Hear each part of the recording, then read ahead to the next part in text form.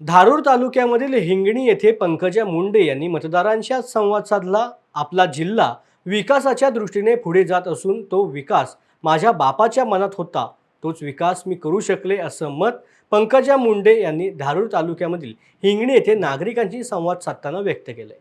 आता 2014 मध्ये मग निवडणुकीमध्ये आम्ही पालकमंत्री झाले, निवडून आले, पण मुंडे साहेब गेल्यानंतर ते पालकमंत्री पद मिळालं।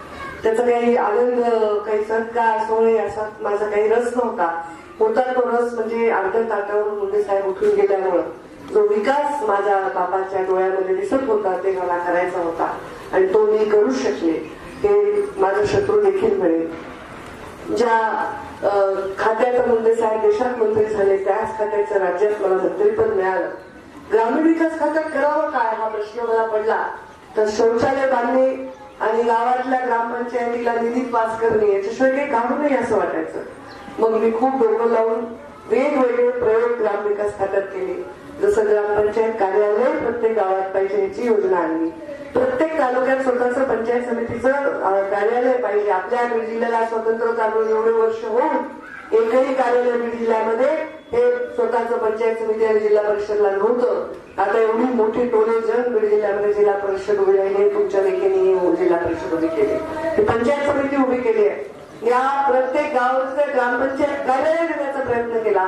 25-15चा निधी देताना कधीच विचार नाही केला या गावात आपल्याला किती मतं पडली, या गावाचा सरपंच कोण, या गावात कोणत्या समाजाचे लोक राहतात।